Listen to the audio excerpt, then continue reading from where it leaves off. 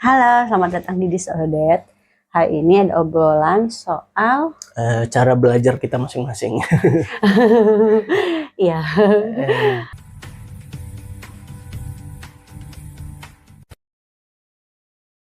Oke, mulai dari siapa ini? Kamu dulu lah, yang Ini aku pendidikannya dulu. oke.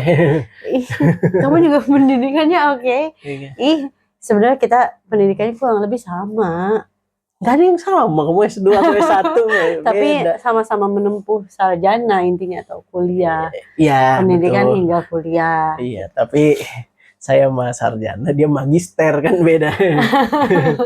Beda kan. Ih, Ya tapi intinya gitu, ya. udah magister fast track ya. Ih. Bangga saya. Harus obrolin terus. Tapi, nah gini aja, kayak kalau misalnya kita bilangnya ke sekolah dulu. Kan beda lagi nih, belajar kuliah tuh sama sekolah beda. Betul, betul. Jadi sekolah aja. Sekolah aja. Di sekolah, how do you do and how well do you do? How well do? Why do? Terus ya sebenarnya well, sangat well ya, karena kan ranking 1 gitu. Masa ya nggak well. Tapi intinya cara belajarnya sih, gimana caranya kamu mencapai itu. Sebenarnya kalau cara belajar aku merasa tiap tingkatan Di kelas itu sama di rumah beda-beda. kali ya? Boleh. Dibedain ya, di rumah gimana, di sekolah gimana gitu. Oke, sebenarnya aku merasa overall nih tipe belajar aku beda-beda dari aku tingkatan SD. SD aja kali ya mulai nih ya, gak dari Ya nggak TK apa-apa, kan SD. pisahin aja SD, SMP, SMA gitu aja SD, langsung. SMP, SMA. Iya gitu. Aku merasa sebenarnya kalau di sekolah itu normalnya selama ini sama. Nyatat ya, kalau di kurikulum Iya. Indonesia ini kan guru mencatat. Waktu itu kita terakhir sampai dia kurtilas, saya kata SP. Ya. Jadi pahami itu juga dulu ya. Jadi betul. diinin dulu. Overall sebenarnya sama di belajar di kelasnya, caranya adalah SD SMP nih guru kan cenderung nyatet di papan tulis. Betul. Terus kita nanti ngikutin gitu kan, ngikutin apa yang dicatat. Terus habis itu nanti guru ngejelasin lah apa yang dia catat, ya kita dengerin. Kurang lebih untuk pelajaran di kelas sebenarnya itu. Jadi kamu pasti nyatet juga. Nyatet. Terus dengerin apa yang dijelasin. Iya, betul. Jarang buat guru yang ngedemonstrasiin pakai alat atau peraga gitu-gitu. Itu jarang. Karena aku maksudnya dari SD sampai SMP tuh gitu, nyatet doang. Terus nanti gurunya jelasin. Kita nulis juga, gurunya ngejelasin. Nah, cuma hal yang berbeda itu sebenarnya ada sih sedikit hal berbeda itu mungkin pas SMP. Beberapa guru tuh mulai kayak nunjuk-nunjuk siswa buat ngerjain soal di depan. Volunteer. Iya, jadi kayak misalnya ini siapa nih yang mau ngerjain soal ini gitu. Angkat tangan, kalau enggak saya tunjuk. Iya, betul. Angkat tangan, kalau enggak saya tunjuk. Yes. Itu tipe belajar di sekolah tuh dari SD, SMP. Kamu maju? Gitu. Maju. Maju ditunjuk apa maju nunjuk tangan? Pernah maju tunjuk tangan. Oh, kadang-kadang tunggu ditunjuk aja. Iya, padahal gitu. Bisa-bisa aja, sama aja. Enggak, aku nanya sama aja sih, sama aja. Bukan karena sebenarnya nggak terlalu ngerti sih gitu, masih ragu, makanya nggak ngangkat tangan. Enggak, sebenarnya bisa aja, cuman males maju. Iya, sama kayak udahlah yang lain aja gitu. Oh iya, oke.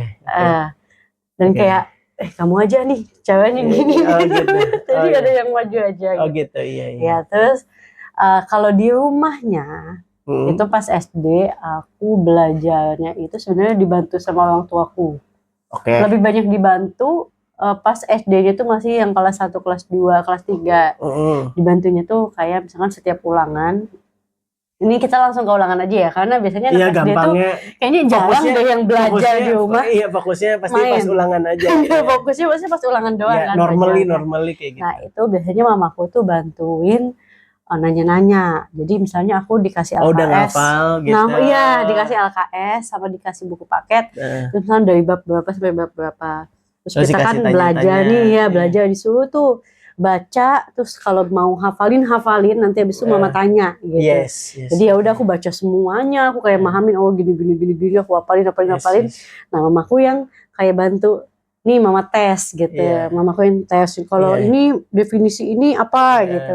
Ini apa? Nah, aku kayak jawab. Hewan bergigi seri Iya kan istilahnya gitu kan. Tidak bertaring berarti dia apa. Iya gitu, ya. makanya bantu kayak gitu. Sampai aku Iya. mungkin sekitar kelas 3 SD.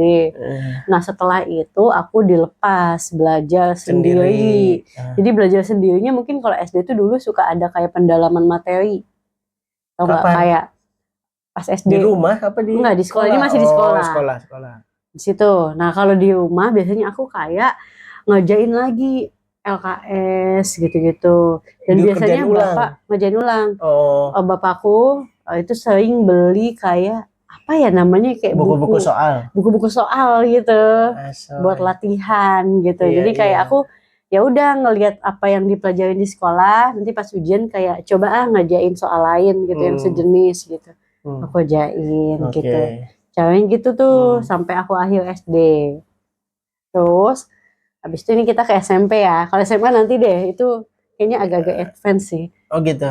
Ya. SMP dulu kalau di rumah aku sebenarnya nggak les yang mata pelajaran. Les aku cuma les bahasa Inggris, tapi itu tipis. Jadi kayak bahasa Inggrisnya itu tuh juga bahasa Inggris yang kayak ya udah main-main doang. Gimana?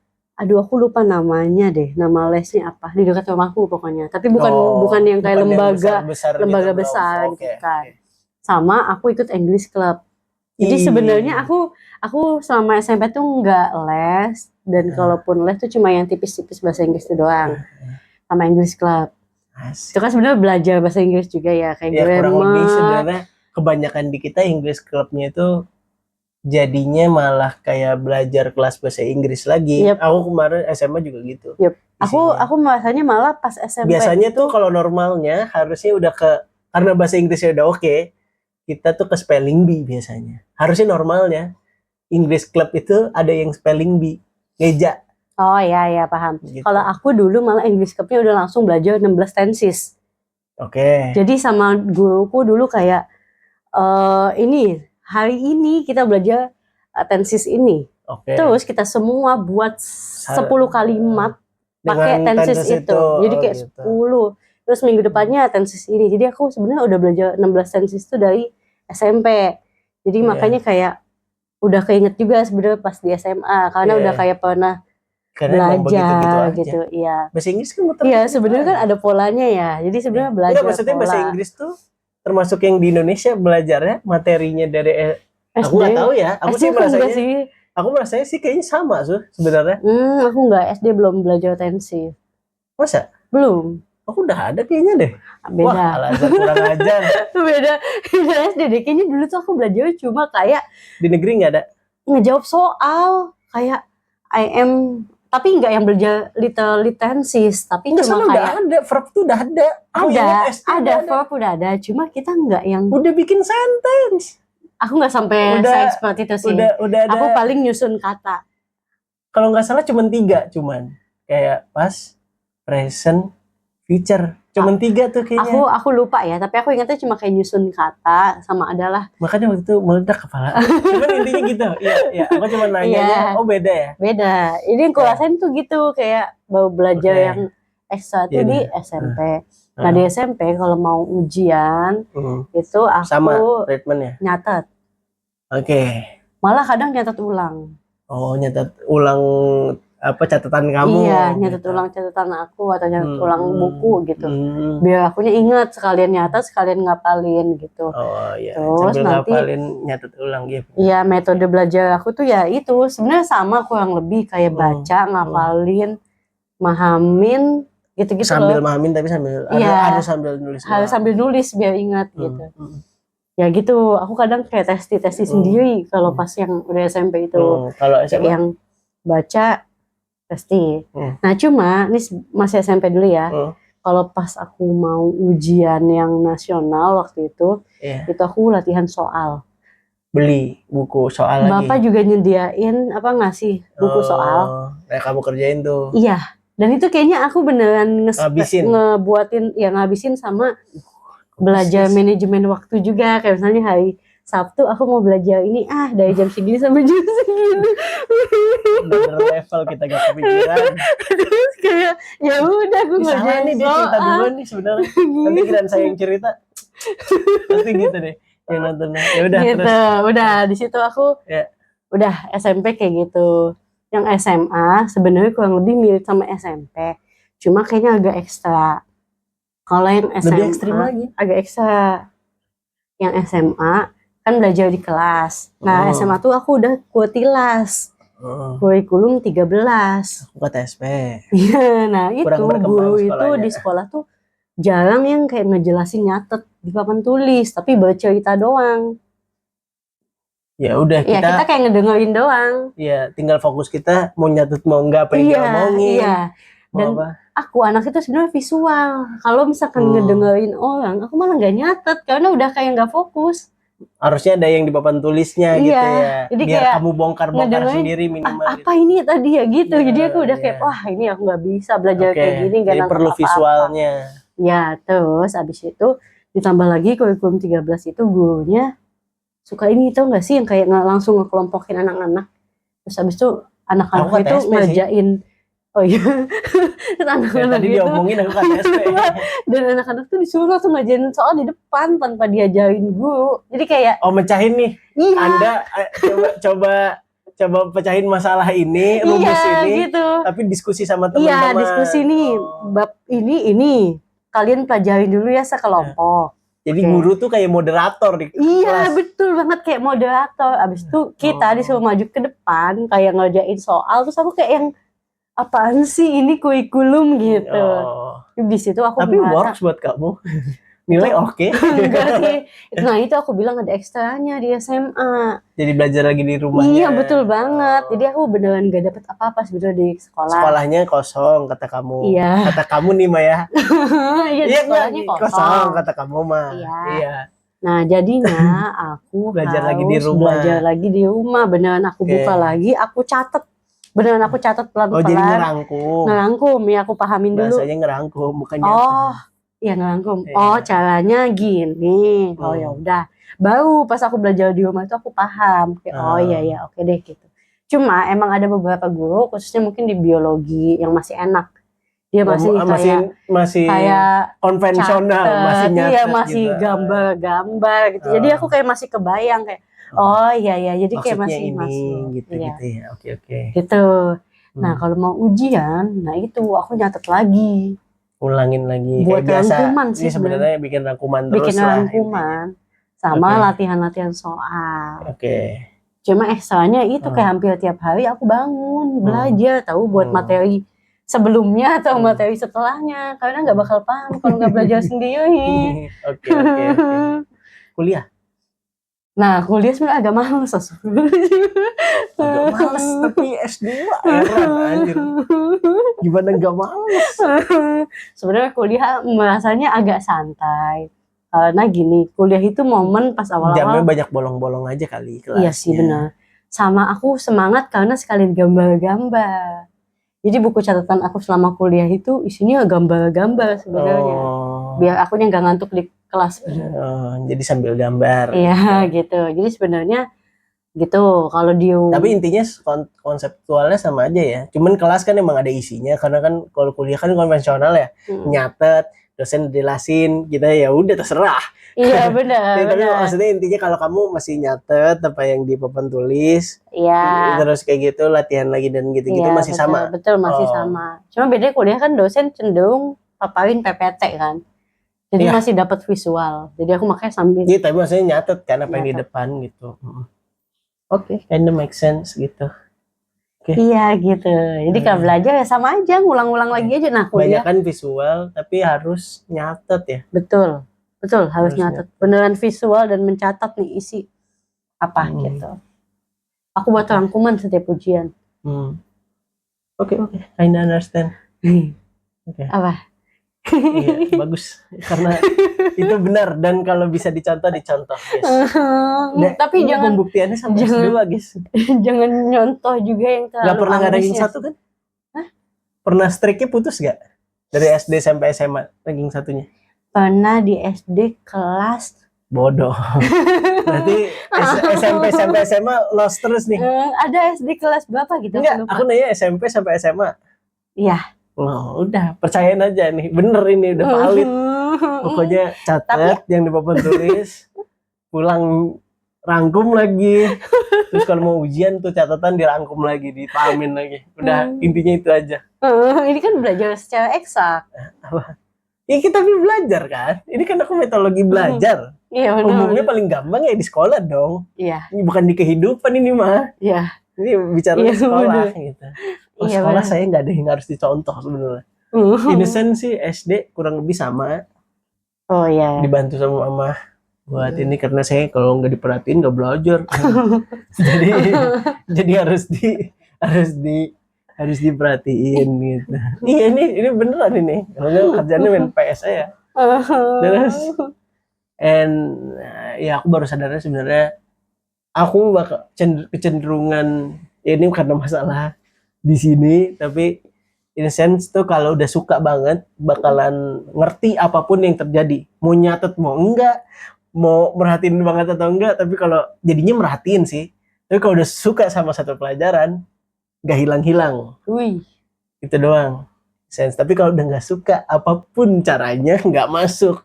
Itu yang problem tuh. Iya. Jadi mentalitinya tinggal gimana caranya suka sebenarnya kalau di aku. Karena kalau bisa suka jadinya hyper fokus gitu cara belajarnya. Karena kayak biologi tuh kayaknya itu satu-satunya nilai pertama yang gede banget SD. Ya selain olahraga nggak usah dihitung. Wow. Tapi intinya kalau pelajaran gitu, biologi itu IPA lah, zaman dulu tuh IPA. IPA tuh satu pelajaran yang saya suka. Terus seru sih emang. Sisanya harus suka aja, intinya SD, SMP, SMA tuh yang penting pelajaran harus suka banget. Tergantung guru. In a sense kadang-kadang tergantung guru, tapi nggak juga. Cara ngajar itu ngaruh. Karena matematik tuh ada pelajaran yang nggak aku suka, tapi dulu shout out Bu Jurli masih ada, moga-moga masih sehat Ibu. Nah itu satunya bisa ngajarin saya matematik dengan cara nunjuk 2 jari. Dan visual juga sebenarnya. Jadi kurang lebih enggak karena ditunjuk. I got distracted a lot. Jadi bukan masalah visual atau enggak. Visualnya kalau distracting enough, aku nggak fokus. Gimana sih? Iya. Tapi dia bisa bikin aku fokus. Kayak, ini angka 6 ini tuh dapat ini nih 37, dapetnya dari sini. Tapi dia nggak ngomong. Jarinya aja. Sampai kita ngangguk udah paham? Baru dia geser ke anak murid yang lain. Jadi kalau bingung angkat tangan, bingung di mana, kita tunjuk doang, dia nunjuk balik. Kita mikir kenapa dia tunjuk itu, kita ngerti, kita ngangguk, dia geser, udah. Iya. Tapi canggih. Jadi ini sih. Jam istirahat juga dia rela diganggu. Mungkin itu salah satu cara kenapa orang yang nggak fokus jadi fokus, karena kan nunjuk, memusatkan.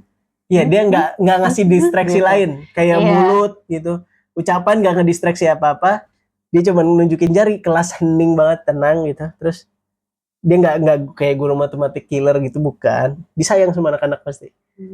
Sayang banget sama anak-anak. Aku nggak tahu sih siapa yang orang yang nggak suka sama Bu Jurli. Menurut aku di sekolah aku ya, SMA. Tapi intinya dia nunjuk dan aku ngerti. Aku udah ngerti, sudah pede. Dia jadi PNS, ngajar di negeri. Alhamdulillah Ibu. Alhamdulillah. Tapi saya ditinggalkan. Jadi saya bodoh kembali. Susah lagi belajar jadinya.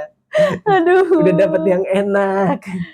Ya udah bukan rezekinya, emang rezeki Ibu buat dapat pekerjaan yang lebih layak. Lebih layak gitu. Ya udah.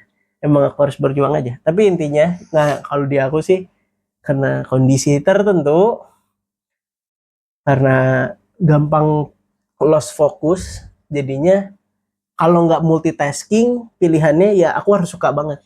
Kalau suka banget bakalan bisa hyper fokus, atau lagi into banget, bisa fokus banget terus-terusan berjam-jam, kuat sampai kayak orang gak makan juga bisa. Tapi kalau itu nggak terlalu aku suka, aku maksainnya dengan cara harus ada distraksi tapi yang terkontrol. Konteksnya kayak dengerin podcast, dengerin audio series, dengerin e-book gitu. Jadi aku sebenarnya fokusnya ke sini sih. Audio. Tapi ininya jadi nggak bikin capek aja. Karena ngerjain sesuatu yang nggak disukainya itu rasanya bisa beberapa kali lipat dari Anda yang biasa aja. Bukan jadi dorongan kayak tanggung jawab tuh kalau udah urgent baru kita bisa gitu. Tapi kan nggak boleh kan. Kalau bisa dicicil. Nah kalau mau nyicil caranya jadi gitu. Distraksi utamanya ini terus udah baru bisa fokus gitu. Okay. Caranya kalau sekarang aku baru ngertinya gitu. Terus ya di-embrace aja kalau di aku. Mungkin ada yang ADHD juga pendengar tapi intinya di-embrace aja. Kalau belajar sesuatu tuh ya udah lagi suka ini intuin banget. Langsung aja ya. Langsung aja udah nyelam langsung gitu biar jauh. Nanti udah bosen kan pindah lagi. Nah, pas lagi pindah terusin aja gitu. Jadi kan lumayan skillnya gitu, mumpung lagi fokus gitu. Oke. Caranya gitu aja. Oke. Ini buat yang ADHD aja tapi. Tapi beberapa hal kamu kalau misalnya kayak suka banget sama sesuatu, emang jadi paham banget sih aku lihat. Kayak ini. Iya, kayak ini aku nggak paham apa-apa gitu soal ini gitu. Bahkan karena sangat into dengan teknologi sampai bisa ngerakit PC sendiri. Rakit PC mah kecil. Dan dia bisa service HP sendiri. Maksudnya waktu itu monitor, nah itu dia kecil gitu. Waktu itu gampang, tutorial banyak di YouTube. Nah, iya betul, tutorial banyak di YouTube. tinggal mau lakuin apa enggak doang kan. Tapi kan resikonya gitu loh. Nah mungkin aku kurang itu sense of resiko. Jangan ditiru. Resikonya itu loh. Ini bener apa rusak semua gitu belum loh. kesetrum. Pernah nggak kesetrum? PSU, power supply. Sakit loh. Gitu. Jadi ya kayak melihatnya gitu ya. Kayak beneran karena into banget jadi bisa paham banget. In a sense iya. Tapi kan jadi sulit karena kadang-kadang kan ada masanya lelah kan. Gitu. Atau enggak kadang-kadang orang tuh punya hobi pasti. Punya ambisi tuh pasti. Suka ini suka terus gitu. Nah, saya bingung. Krisis identity gitu kadang-kadang lagi doyannya nonton kayak orang yang doyan film banget. Terus kalau lagi sukanya ngoprek Linux bongkar kayak apa coba. Data awalnya kita lihat, base-nya kita lihat di otak-atik. Kalau lagi main game sukanya main game kita tamatin itu game berkali-kali juga bisa. Tapi intinya kayak gitu sih, jadi kayak rada pusing aja. Lagi suka naik motor jalan-jalan sampai jauh. enggak lah saya enggak, tapi intinya kayak gitu. Iya. Ini ngikutin fokus aja. Wow, itu tapi at least yang bisa didapetin yang ceritanya Putri ya betul. harusnya nah, ini juga bisa didapetin juga kayak tadi misalnya kalau lagi suka nih sama sesuatu ya kita terus jalanin itu aja terus sampai kita cara belajar yang jago. benar secara kalau yang denger mungkin atau mungkin punya anak yang umurnya masih sekolah ya cara yang lumayan benar itu mungkin dari Putri dengan cara nyatet lagi gitu. Asalkan nggak neurodivergent ya anaknya, tapi intinya iya benar. Intinya bisa lah harusnya dengan cuma cara balik lagi sih, maksudnya nggak bisa juga menyamaratakan cara sistem belajar aku nyatet kok, aku harus nyatet ulang juga sama. Nah itu dia makanya. Jadi nyatet ulang tuh berharga. Saya nih yang kurang aja nyatet ulang, memang biologi tuh nyatet ulang. Catatan biologi aku tuh termasuk lengkap. Dulu karena suka. Kalau yang lain kan malas. Jadi nggak perhatiin gitu. Tapi intinya biologi tuh dicatat jadinya, jadi nyatet lengkap dan emang masuk jadinya beneran masuk. Dia nambah lagi loh untuk ngerangkum ngetes lagi. Saya enggak, biologi bagus nilainya. Gimana kalau niat kamu nih? Nggak mungkin. Gimana kamu kalau tambah niat gitu ya? Bukan niatnya gimana saya normal gitu. Sebenarnya